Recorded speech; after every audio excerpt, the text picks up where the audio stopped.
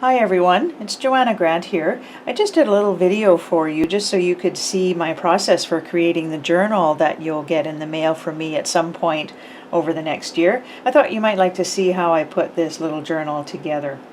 So when Chandra announced the dimensions of the journal, suggested dimensions, I realized I had a bunch of cardstock, fairly thin cardstock, that I could use for this journal. I thought that might be kind of fun to do that.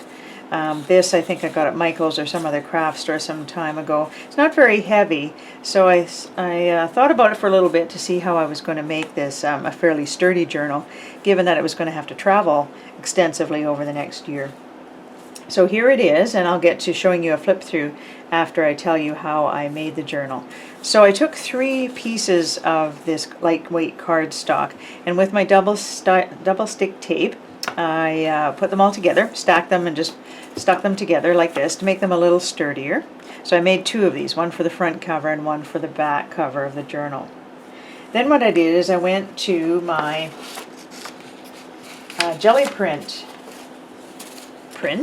So these are color photocopies of my original jelly print art, and they're just a perfect size to wrap around the 3 card piece I made for the covers. So I put it on the inside, obviously, of the print, and then all I did was fold and glue and wrap and miter corners to give it a finished look. I did cut all the white off these prints so that that didn't show once I was done, and it covered very nicely just the size of these cards, and I was able to make it look really smart both inside and out for the covers.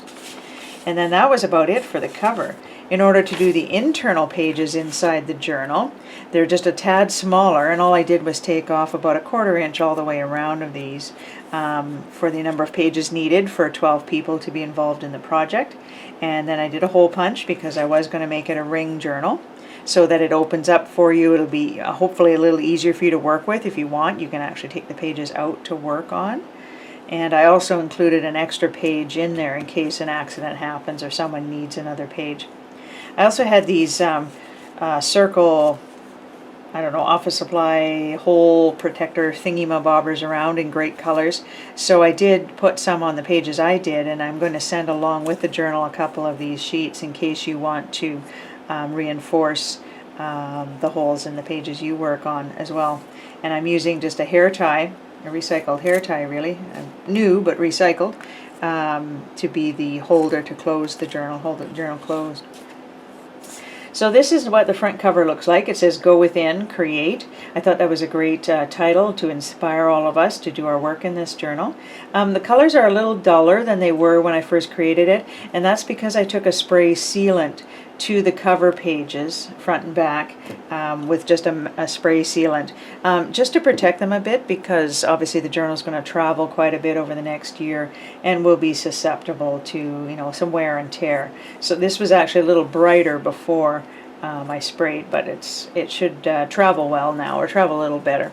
Same with the inside cover. I did spray this one as well. I'll leave the quote for you to read when you get it. I'll leave that as a surprise for you. But here's my first 2 pages that I'm doing for the journal. And as I said, I've got enough pages for everybody inside to do their thing. The spare page at the back. This will be the inside back page at some point. And I did do a collage on the inside back cover as well, and again it is sprayed too to protect it. So hopefully you'll enjoy seeing this when it comes your way. Anyway, that's it, my friends. I'm looking forward to getting to know all of you a little better through this project, and hopefully I'll talk to you again soon. Take care.